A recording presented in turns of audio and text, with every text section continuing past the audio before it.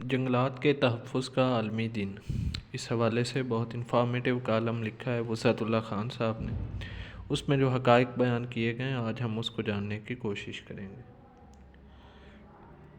سب سے پہلے انہوں نے یہ بتایا ہے کہ یہ عالمی دن جو ہے یہ 22 مارچ کو منایا جاتا ہے، اور کب سے منایا جا رہا ہے؟ 2012 سے۔ اور اس کا مقصد یہی ہے، یہ آگے ہی دینا ہے کہ انسان سے بھی زیادہ جنگلات جو ہیں ان کا وجود جو ہے وہ ناگزیر ہے۔ اگلے پیراگراف میں ہمیں یہ بتایا گیا ہے کہ پینے کا پانی، میڈیسن، گھر، کاغذ اور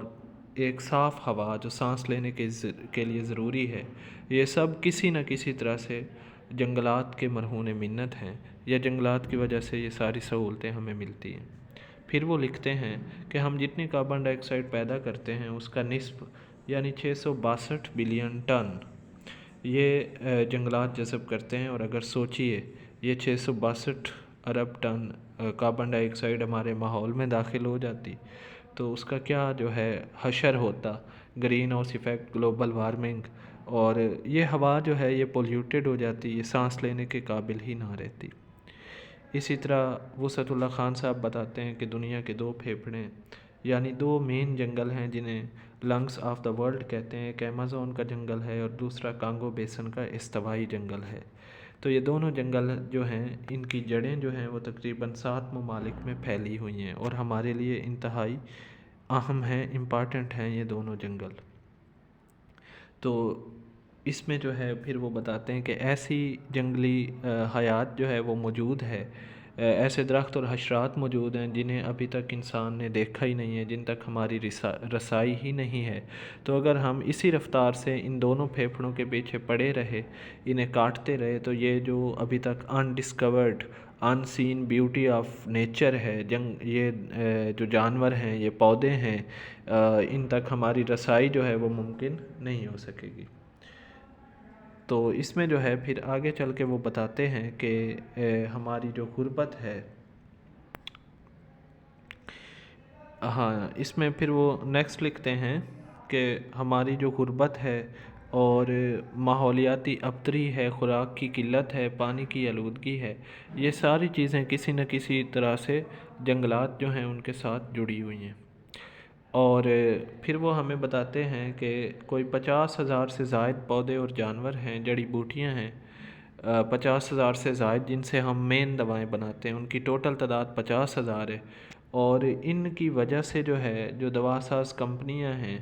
ان جڑی بوٹیوں کو استعمال کر کے وہ سالانہ اربوں ڈالر منافع کماتی ہیں، لیکن اگر ان کا وہ 1% بھی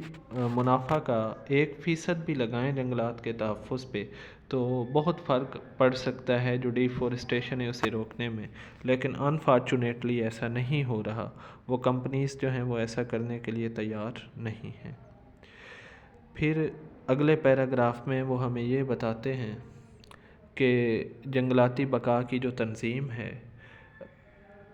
جیسے اقوام متحدہ کا ادارہ ہے فوڈ اینڈ ایگریکلچر آرگنائزیشن، زراعت اور خوراک کی تنظیم جو ہے، اس کے کچھ فگرز وہ ہمیں بتاتے ہیں کہ دنیا کا 31% رقبہ 31% جنگلات پر مشتمل ہے، مگر اب وہ تیزی سے کم ہو رہا ہے۔ 1990 سے 2020 کے درمیان جو 3 اشرے ہیں، جو 30 سال ہیں، اس میں ہم نے جو ہے کتنے درخت کاٹے ہیں وہ یہاں پہ انہوں نے بتائے ہیں کہ 420 ملین ہیکٹر جنگلات جو ہیں وہ ہم کاٹ چکے ہیں، اور جو ہے اس میں پھر یہ انفارمیشن بھی اسٹوڈنٹس کے لیے ہیلپ فل ہو سکتی ہے کہ 1 ہیکٹر جو ہے وہ 2.5 ایکڑ کے برابر ہوتا ہے۔ جنگلات کی اہمیت اس کا اندازہ اس سے لگائیں کہ مختلف جو گروپس ہیں جانداروں کے، جن میں ایمفیبینز ہیں، تو 80% ایمفیبینز جو ہیں وہ جنگلات میں رہتے ہیں، 75% جو 75% برڈز ہیں وہ جنگلات میں رہتے ہیں، 68% جو میملز ہیں وہ جنگلات میں رہتے ہیں، 60% جو پلانٹس ہیں وہ بھی جنگلات میں موجود ہیں۔ اچھا، پھر اس میں مزید وہ بتاتے ہیں کہ 18% جنگلاتی رقبہ جو ہے 18% جنگلاتی رقبہ جو ہے وہ بین الاقوامی یا ریاستی قوانین کے تحت انسانی مداخلت سے پاک سمجھا جاتا ہے، لیکن ان قوانین کا زیادہ تر نفاذ کاغذ تک ہی محدود ہے، یعنی انہیں زیادہ امپلیمنٹ نہیں کیا گیا۔ دنیا کا 73% رقبہ اس وقت جو ہے وہ سرکاری ملکیت ہے، 73% جو رقبہ ہے وہ سرکار کی ملکیت ہے، یعنی گورنمنٹ کے انڈر ہے، اور 22% جو رقبہ ہے وہ نجی ملکیت ہے، پرائیویٹ پراپرٹی ہے، جیسے افراد، قبائل یا برادریاں جو ہیں ان کے پاس جو ہے وہ موجود ہے۔ تو اس میں پھر جو ہے مزید آگے چل کے وہ ہمیں بتاتے ہیں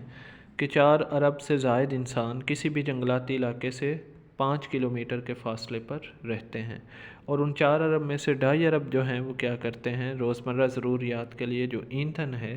وہ کہاں سے حاصل کرتے ہیں، جنگلات سے حاصل کرتے ہیں۔ ایندھن جو ہے اسے حاصل کرتے ہیں جنگلات سے۔ 3.5 کروڑ افراد کے روزگار کا براہ راست تعلق جنگل سے ہے۔ جنگل سالانہ عالمی پیداوار میں 1.5 سے 2 کھرب ڈالر آمدنی جو ہے وہ ڈالتے ہیں۔ اچھا، اس کے بعد وہ بتاتے ہیں کہ ہر ملک کا 22 سے 25% رقبہ جنگلات پر مشتمل ہونا چاہیے، مگر کٹائی، ترقی اور زراعت کے نام پر صفائی اور آتش زدگی کے سبب 130 ممالک میں جنگلاتی رقبہ 5% سے بھی کم بچا ہے۔ یعنی یہ سارے عوامل جو ہیں ان کی وجہ سے، کٹائی کی وجہ سے اور زراعت کے لیے جنگلات کو صاف کرنا، اسی طرح آتش زدگی یا فریسٹ فائرز کی وجہ سے 130 ممالک ایسے ہیں جن میں جنگلاتی رقبہ 5% سے بھی کم ہے۔ اچھا، آگے چل کے دیکھتے ہیں کہ پاکستان میں کیا صورتحال ہے۔ پاکستان میں سرکار کا دعویٰ ہے کہ جنگلاتی رقبہ 4 سے 5% کے درمیان ہے۔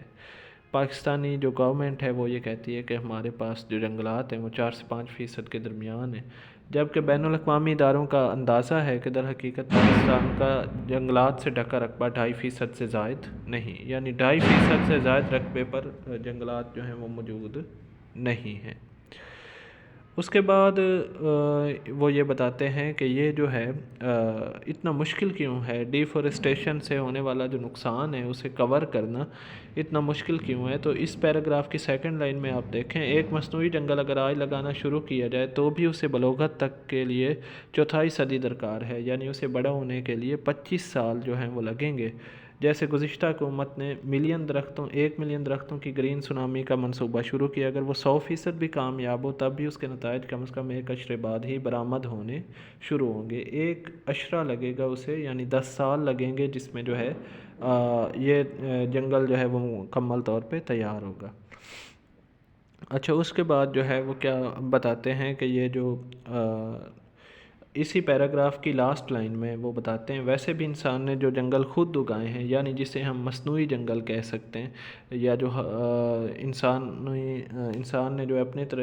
طریقے پر اپنے طور پر لگانے کی کوشش کی ہے، جیسے چھانگا مانگا کا جنگل ہے، تو وہ قدرتی جنگلات کے محض 7% رقبے کے برابر ہیں۔ اچھا، اس کے بعد وہ ہمیں بتاتے ہیں کہ اس کو ہم جو ہے اگر ہم کسی ماڈل کنٹری کو فالو کرنا چاہتے ہیں تو اس میں کیا ہے، اس سلسلے میں کہیں دور جانے کی ضرورت نہیں، بھوٹان سے رہنمائی لی جا سکتی ہے کہ انہوں نے اپنی نباتیاتی حیاتیاتی دنیا کو اپنے جیسے انسانوں کی دستبرد اور ہوس سے کیسے اب تک محفوظ رکھا ہے، یعنی ہم بھوٹان جو ہے اس کے اقدامات جو ہیں ڈیفورسٹیشن کو روکنے کے لیے اس سے جو ہے فائدہ اٹھا سکتے ہیں۔ اچھا، اس کے بعد جو ہے وہ یہ تجویز دیتے ہیں کہ 50 برس سے اوپر کا درخت بلا وجہ کاٹنے پر اقدام قتل کا پرچہ تو کٹ ہی سکتا ہے، اس سے کم پر ہم شاید نہیں سدھر پائیں گے، یعنی وہ یہ بتا رہے ہیں کہ سخت قسم کی سزائیں جو ہیں وہ امپلیمنٹ کرنی چاہیے اگر ہم ڈیفورسٹیشن کو روکنا چاہتے ہیں۔ آخری پیراگراف جو ہے اس میں وہ اپنا میسیج دے رہے ہیں، بچپن سے ہم سب ایک کہاوت سنتے آئے ہیں، اپنے پاؤں پر کلہاڑی مارنا۔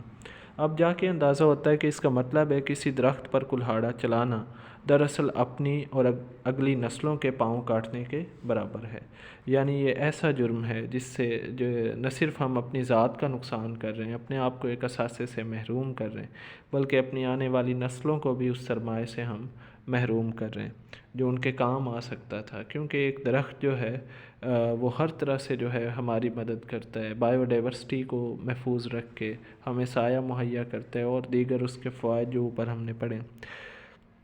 اچھا، یہ کالم انہوں نے 21 مارچ کو لکھا تھا، تو اس حوالے سے وہ لکھتے ہیں، کل ہو سکے تو اپنے آس پاس ایک درخت ضرور لگا دیجیے گا، نہیں لگا سکتے تو 10 پیاسے درختوں کو پانی ضرور پلا دیجیے گا۔ ایک درخت ہمارے ساتھ ساتھ کئی پرندوں اور کیڑے مکوڑوں کو بھی پالتا ہے، یعنی درخت جو ہیں وہ نہ صرف ہمارا گھر ہیں